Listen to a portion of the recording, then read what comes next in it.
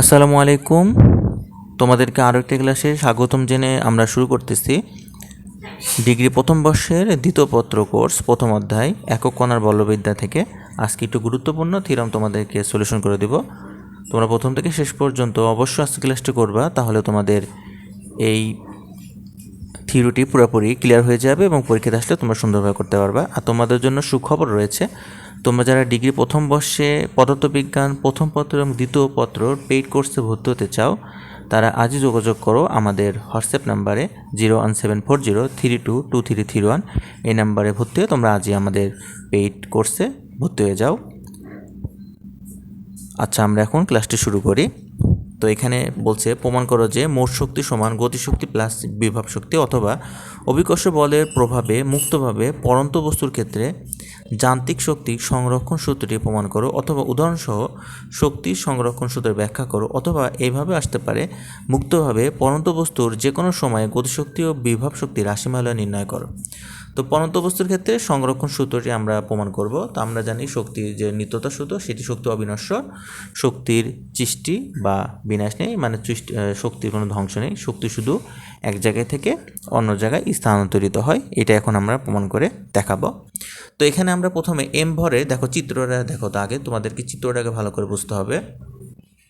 তো শিক্ষার্থী বন্ধুরা দেখো, আমরা এখানে এম ভরের একটি বস্তু বি বিন্দুতে নিয়েছি, মানে এম ভরের একটি বস্তু বি বিন্দুতে অবস্থান করতেছে এইচ উচ্চতায়। দেখো উচ্চতাটা কি এইচ উচ্চতায় ভূপৃষ্ঠ থেকে এম ভরের একটি বস্তু বি বিন্দুতে অবস্থান করতেছে। বি বিন্দুতে বস্তুটির যে শক্তি আছে সেটা স্থির অবস্থা থাকার কারণে এই বি বিন্দুতে বস্তুর কোনো কি নাই, গতিশক্তি নাই। বি বিন্দুতে যে সমস্ত যে শক্তি রয়েছে সেটি সবই হচ্ছে স্থিতিশক্তি অথবা বিভব শক্তি। ঠিক আছে, তাহলে বি বিন্দুতে বস্তুটির মোট শক্তি সমান আমরা কি লিখতে পারি, যে একটা বিন্দুতে গতিশক্তিও থাকে আবার বিভব শক্তি থাকে। মোট শক্তি সমান আমরা জানি যে মোট শক্তি সমান বিভব শক্তি প্লাস গতিশক্তি। তো এখানে বি বিন্দুর ক্ষেত্রে মোট শক্তিটা যেটা, সেটা দেখো বিভব শক্তি প্লাস গতিশক্তি। বিভব শক্তির সূত্র আমরা জানি যে mgh, আর গতিশক্তি এখানে নাই, এই কারণে এটাকে আমরা শূন্য লিখব। তাহলে ইবি সমান আমরা লিখতে পারি mgh, এটাকে আমরা 1 নম্বর সমীকরণ দিব। তারপরে এখন বস্তুটি ধরে নিই যে বি বিন্দু থেকে অভিকর্ষ বলের প্রভাবে সে এখন নিচের দিকে পতিত হবে। তো নিচের দিকে সে এক্স দূরত্ব অতিক্রম করে সে বি বিন্দু থেকে, দেখো এক্স দূরত্ব অতিক্রম করে বি বিন্দু থেকে বস্তুটি এখন সি বিন্দুতে পৌঁছাবে। ঠিক আছে, তাহলে সি বিন্দুতে বস্তুটির কি থাকবে, সি বিন্দুতে বস্তুটির গতিশক্তিও থাকবে আবার বিভব শক্তিও থাকবে, আর এই সময় সে কিন্তু বেগপ্রাপ্ত হবে। ঠিক আছে, তো আমরা পড়ন্ত বস্তুর গতি সমীকরণ থেকে জানি যে ভি স্কোয়ার সমান সমান হচ্ছে ইউ স্কোয়ার প্লাস হচ্ছে 2g এক্স, এটা আমরা জানি। তো এখানে দেখো যেহেতু বস্তুটি স্থির অবস্থা থেকে যাত্রা শুরু করতেছে, তার মানে এখানে আদিবেগটা কি নাই, আদিবেগ এখানে 0। এই জন্য আমরা পড়ন্ত বস্তুর যে সূত্রটা সেটা এখন আমরা লিখব যে ভি স্কোয়ার সমান ইউ স্কোয়ার প্লাস 2gx। তো এখানে আদিবেগ 0 হওয়ার কারণে ভি স্কোয়ারের নিচে এখানে আমরা 0 বসাবো, 2gx। তাহলে ভি স্কোয়ার সমান হচ্ছে 2gx আমরা বের করেছি। এখন সি বিন্দুতে বস্তুর গতিশক্তিটা কি, গতিশক্তিকে কেসি দ্বারা প্রকাশ করা হয়। আমরা জানি গতিশক্তি কেসি সমান হাফ এম ভি স্কোয়ার। তাহলে হাফ গুণন এম গুণন ভি স্কোয়ারের মান আমরা কত বের করে রাখছি, 2gx বের করে রেখেছি, এটা এখানে আমরা বসাই দিব। এখন দেখো এই 2 আর এই 2 কাটলে থাকবে হচ্ছে এম জি এক্স। তাহলে কেসি সমান হবে এম জি এক্স, এটাকে আমরা 2 নম্বর সমীকরণ দিব। আশা করি তোমরা বুঝতে পেরেছ।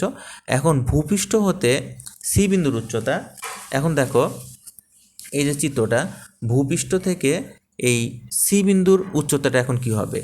আচ্ছা, পুরা উচ্চতাটা তো হচ্ছে মানে এই ভূপৃষ্ঠ থেকে বি বিন্দুর উচ্চতা সেটা ছিল এইচ। এখন বস্তুটি যেহেতু এক্স মিটার মানে এক্স মিটার দূরত্বে সে নিচে নেমে এসেছে, এক্স দূরত্বে সে নিচে নেমে এসেছে সি বিন্দুতে, তাহলে এখন কিন্তু সি বিন্দুর যে দূরত্বটা ভূপৃষ্ঠ থেকে সেটাকে আর এইচ থাকবে, সেটা কিন্তু এইচ থাকবে না, কারণ সে তো এক্স মিটার দূরে নিচে নেমে এসেছে। তাহলে অবশ্যই এই উচ্চতা থেকে এই এই এক্সটা কী করতে হবে, বিয়োগ করতে হবে। বিয়োগ করলে আমরা সি বিন্দু যে দূরত্বটা সেটা পেয়ে যাবো। তাহলে সি বিন্দু হচ্ছে এইচ মাইনাস এক্স দূরত্বে হচ্ছে বি বিন্দু থেকে সি বিন্দুতে নেমেছে। আশা করি তোমরা এটা বুঝতে পেরেছো।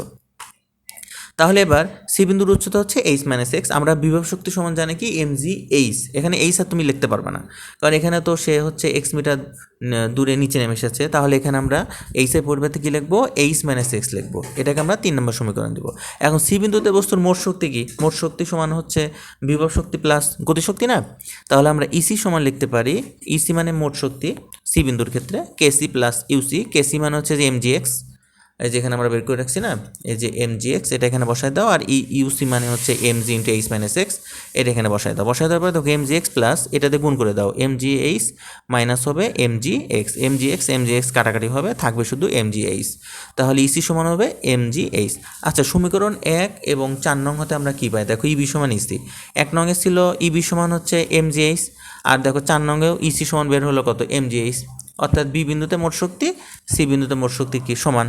অতএব পরন্ত বস্তুর ক্ষেত্রে শক্তি সংরক্ষণ সূত্র প্রমাণিত হলো। আমরা পরন্ত বস্তুর ক্ষেত্রে শক্তি সংরক্ষণ সূত্রটা কি, শক্তি অবিনশ্বর, শক্তি সৃষ্টি বা বিনাশ নেই বা ধ্বংস নেই, শক্তি কেবল এক রূপ থেকে অন্য রূপে স্থানান্তরিত হয়।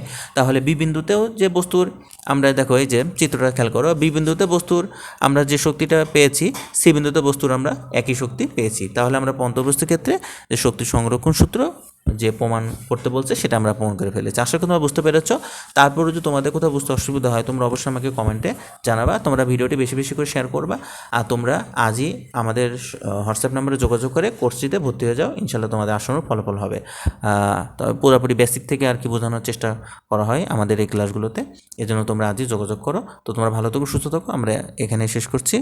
আল্লাহ হাফেজ। আসসালামু আলাইকুম ওয়া রাহমাতুল্লাহি ওয়া বারাকাতুহু।